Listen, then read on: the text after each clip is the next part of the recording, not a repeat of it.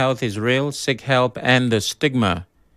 On the news this evening, Governor Fubara hails Nigeria's resilience at 65th independence. Backlash over President Tinubu's Independence Day broadcast. Boutique owner laments poor sales of Independence Day items. PDP dissolves Akwa Ibom State Chapter, appoints caretaker committee. On the foreign scene, at least 69 dead in Philippines earthquake. I'm Sam Chinedu, and the news continues after the break.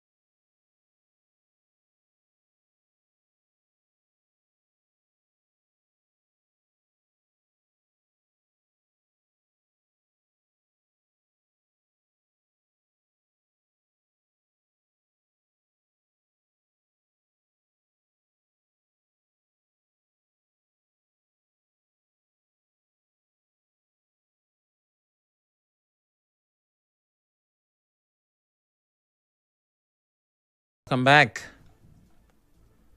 River State Governor Siminalayi Fubara says the celebration of Nigeria's 65th independence anniversary is beyond the birth of a nation, but the resilience, unity, and strength that defines the citizens. In his Independence Day message, Governor Fubara said River State stands proud in its contribution to Nigeria's growth. He said the anniversary offers a moment to reflect the country's shared journey, acknowledge the challenges, while celebrating the strides. Governor Fubara said he's determined to ensure that River State continues to shine as a beacon of hope and opportunity for Nigerians. The governor also said the state remains committed to continue to foster unity, drive development, and build a future where every citizen can thrive. Earlier today, President Bola Tinubu addressed Nigerians where he assured that the worst is over as his administration's tough reforms are beginning to yield tangible results. In his Independence Day broadcast to mark Nigeria's 65th anniversary, President Tinubu also assured citizens that his government will continue to justify the trust reposed in him by steering the nation towards stability and prosperity. He said the foundation of a new Nigeria has been laid, and with collective efforts, the country will become more productive, self-reliant, and prosperous.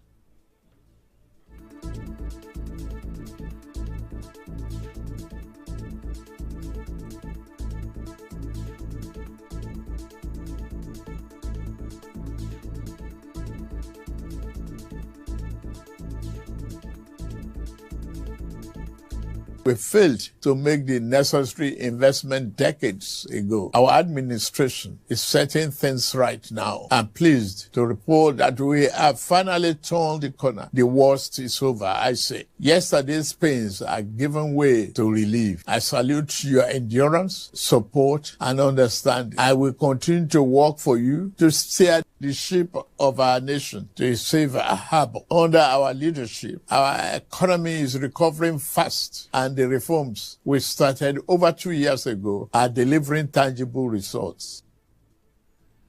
President Tinubu explained that reforms such as removal of fuel subsidy, unification of foreign exchange rates, and improved fiscal discipline have redirected resources into education, healthcare, agriculture, national security, and infrastructure. Our administration has redirected the economy towards a more inclusive path. These initiatives will generally improve Nigerians' quality of life. As a result of the tough decisions we made, the federal and state government, including local government, now have more money to take care of the people at the lower level of the ladder to address our development challenges. Our administration is setting things right now. Under our leadership, our economy is recovering fast. On key milestones, the president said there has been a record increase in non-oil revenue, stronger foreign reserves at $42 billion, and a stable naira. On security, President Tinubu commended the armed forces and security agencies for their sacrifices, saying they are winning the war against terrorism, banditry, and other violent crimes. We see their victories in their blood and sweat to stamp out Boko Haram terror in the northeast, IPOB ESN terror in southeast, and banditry and kidnapping. We must continue to celebrate their gallantry and salute their courage on behalf of a grateful nation. Peace has returned to hundreds of our liberated communities in the northwest and northeast, and thousands of our people have returned safely to their homes. However, the president's speech is not going down well with some economists. A professor of economics at the University of Port Harcourt, Orwell Ntega, says some of the claims in the president's Independence Day broadcast show that he is not in touch with economic realities in the country. Professor Ntega spoke with correspondent Soibiruwari.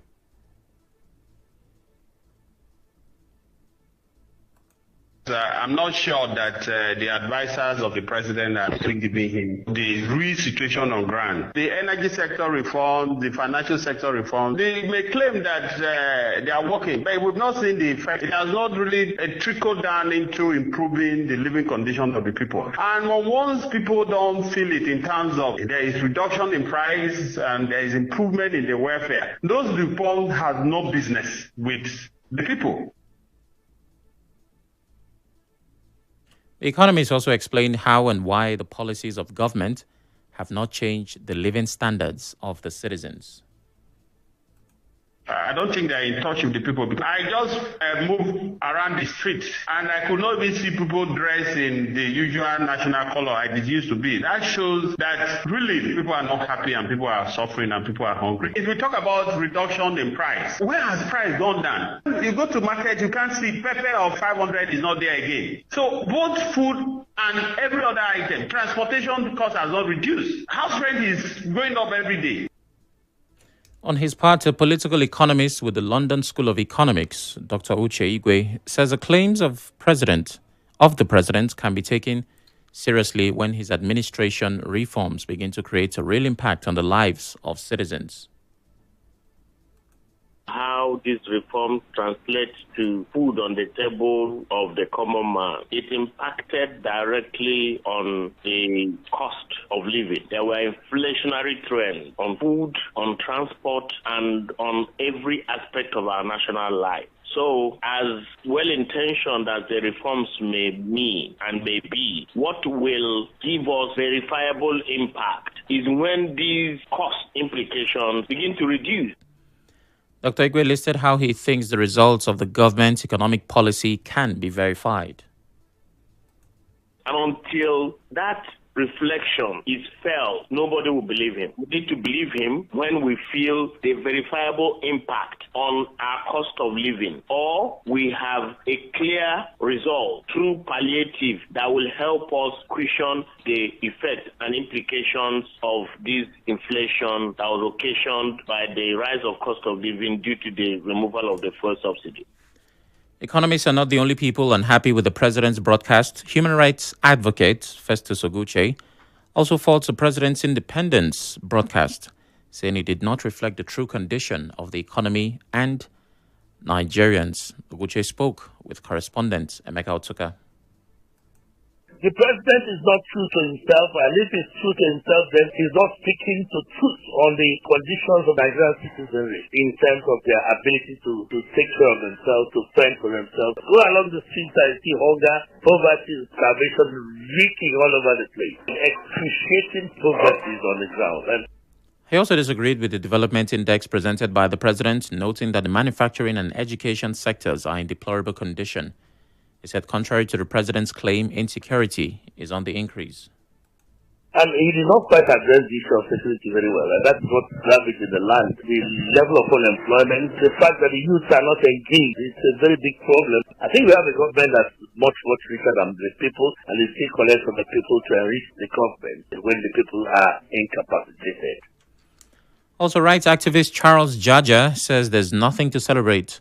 Speaking in an interview with our correspondent Emeka Otuka, Jaja expressed concern that the nation still relies heavily on external borrowing to run its economy and continues to operate under weak institutions. There's nothing to celebrate. It should be a time for deeper reflection. A nation that is totally being blessed by God in all ramifications, yet being punished with ruthless leadership and leaders. Nigeria as a whole has no plan as far as I'm concerned. We rely so much on borrowing to run the economy. Can we say we are independent in its real sense? And it's a situation where there's also no rule of law, where the law only takes its effect when it comes to an average citizen or those who do not have money. But those who are in government are being shielded and protected. Now, for boutique owner who makes good money by selling green and white fabrics during Independence Day celebration, Ihoma Bright, she told correspondent Nnamdi Samwala that this year's sales have been very poor. She said Valentine's Day recorded better patronage. Between Valentine's sales and this October sales for Independence, I think I have more sales for Valentine because that period was actually love period and my sales was okay. But for the October sales, no, because I feel like people don't see any reason for Independence anymore because it's not something that is really kind of giving us that vibe. And it's not like before people take it very important, but now nobody has that time. Some residents spoke on why they avoided wearing the national colors. What are we celebrating when there's insecurity in the country, there's a high level of poverty, people can hardly feed. And so you only celebrate when things are moving. I think the leaders should go back to the drawing board and understand the basis of the problems. Most of the policies that our government make don't seem to sit well, don't seem to reflect the realities of the society. I'm not wearing green and white. Nigeria is not even patriotic to me, so there's no way I can return that favor. If they stop embezzling, they will channel those funds to something that will better the lives of citizens. No green and white. Even if they dash me, I will not wear. I'm not proud of our leaders. I'm not proud of the way they are running the country. The leaders should change some laws that they have made that is favoring only them. Still to come, PDP dissolves Akwa Ibom State Chapter, appoints caretaker committee. Stay tuned.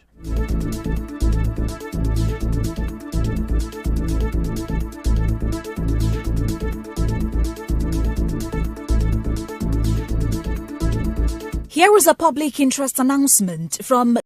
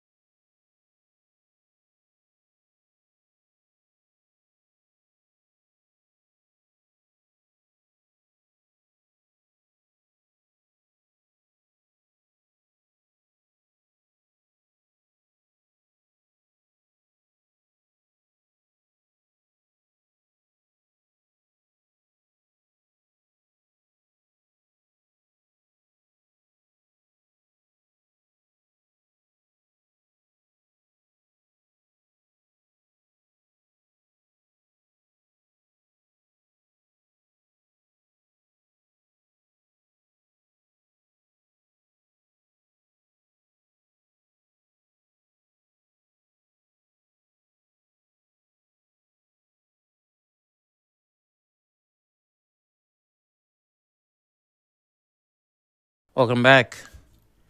The paramount ruler of the Oruwari volcano houses of Abonima, Opuda, Alabo, Dumolulu Briggs has described the end of emergency rule in River State as a moment of renewal and a call to heal, build, and rise.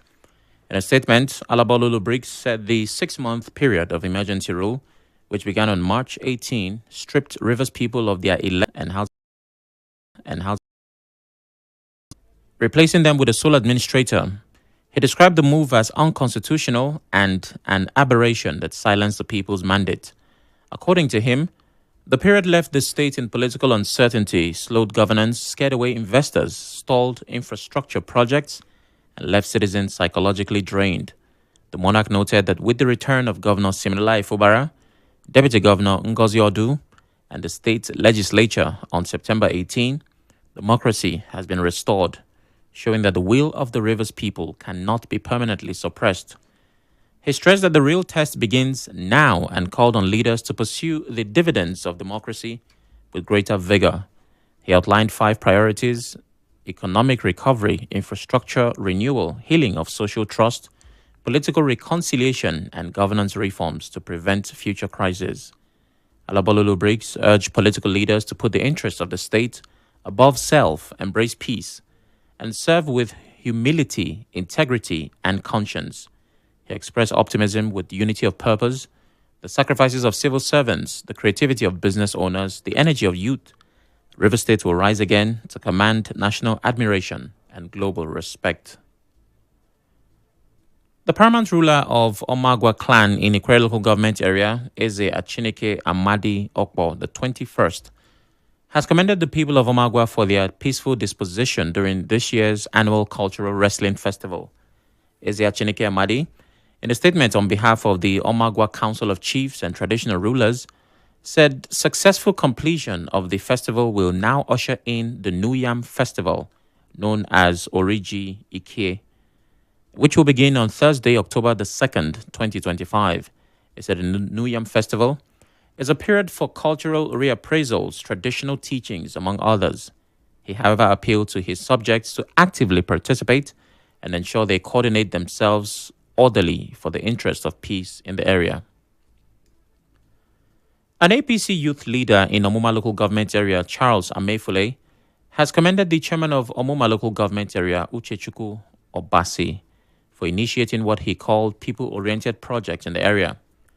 Mr. Amefule also thanked the Omuma Council chairman for paying 50,000 naira monthly to over 1,500 indigents of Omuma. To thank the executive chairman of Omuma local government, Uchechukwu Obasi, for initiating people-oriented project that has direct bearing and direct impact to the life of Omuma people. I equally want to thank him for payment of 50,000 naira monthly to over 1,500 indigents of Omuma local government. When the righteous rule, the people rejoices. The Omuma APC youth leader also hailed the member representing Eche, Omuma Federal Constituency in the House of Representatives, Kelechi Nwogu, for his achievements in the House of Reps. The Oracle of Omuma Politics, the member representing Omuma Eche, Federal House of Representatives in Abuja, Honorable Kelechi Gospel Nwogu, for having Omuma people at heart, for doing great things for Omuma people, for empowering Omuma people, for knowing that we don't have any other local government except Omuma local government. He has written his name in gold, and his name is engraved to the heart of every Omuma person for what he is doing and what he has done for us. And he's a symbol in National Assembly. A chief in Umwo Hueche, Alu Olunta Chukuma, is raising alarm over what he describes as increasing land grabbing in the area. In an interview with our correspondent, Chief Chukuma alleged that an unnamed person, who he calls a land grabber, backed by police officers and thugs, tried to assassinate him and take over his land. Ohia Minielem, he claimed they stormed the property over the weekend, threatened violence, and even forged legal documents to assert ownership. I'm here to put it to the public that one notorious land grabber, they have their cartel in this state, went to my land with police and talks to dig my 30 plot of land, purporting that he had agreement with me. I wonder, he's not my blood brother, and he's not.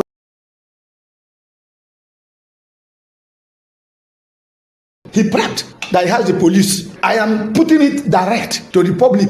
If anything happened to me, my wife is there to tell the police and to tell the government of Rivers State and Nigeria who killed me. The chief warned that if the situation continues, he may have to publicly name the person behind the attacks. He urged Commissioner of Police Olugbenga Adepoju to stop officers from being used to support land grabbing. I am using this opportunity to appeal to the Commissioner of Police Rivers State. Please stop, educate your men, educate the various area commanders to stop sending police to these people, because they are killing the image of Nigerian police. They use them to carry out these nefarious activities. Again, another thing they do, they run to court. They give them some money, they obtain concocted court order. I say, have court order, don't enter. That is what they have been doing. Chief Chukwuma also called on the Rivers State government to intervene quickly to prevent the crisis from escalating further. Government of Rivers State, Nigeria, Ikore local government, please, he has a business in this state. My caution to him is that he should pull away from my land. It is my ancestral right. I am not in any way going to vacate my ancestral or share my ancestral right with any stranger. He's not my blood brother, neither is he my son. And for government of Rivers State to be aware, similar Efobara should wade into action. This issue of land grabbing is a menace in this state. People have been dispossessed of their ancestral properties. It's giving this state bad name. The National Working Committee, NWC, of the People's Democratic Party has approved the dissolution of the Akwa Ibom State Executive of the party. The decision was taken at its meeting held on Tuesday. The NWC approved the composition of a 31-member caretaker committee to run the affairs of Akwa Ibom State Chapter from Tuesday, September the 30th, 2025, for a period not exceeding 3 months or until a new state executive committee is elected in the state. The Federal Capital Territory Police Command has confirmed that a Rise News correspondent, Somtochukwu Maduagu, died after jumping from the top floor of her Katampe apartment during an armed robbery on Monday, September 29, 2025. The clarification comes amid earlier reports suggesting that a journalist's death was linked to alleged hospital negligence after she was taken to Maitama General Hospital. In an interview with Arise News on Wednesday, the FCT Commissioner of Police, Ajao Adewale, said officers found Maduagu unconscious at the scene and rushed her to the hospital, where doctors tried to resuscitate her using CPR, but she could not make it. On the international scene, at least 69 people have been killed and dozens injured after a powerful 6.9 magnitude earthquake struck central Philippines late on Tuesday. The province of Cebu, which suffered the brunt of the damage, declared a state of calamity earlier on Wednesday after thousands spent the night on the streets amid repeated aftershocks. The earthquake comes barely more than a week after the country was hit by back-to-back typhoons, which killed more than 20 people.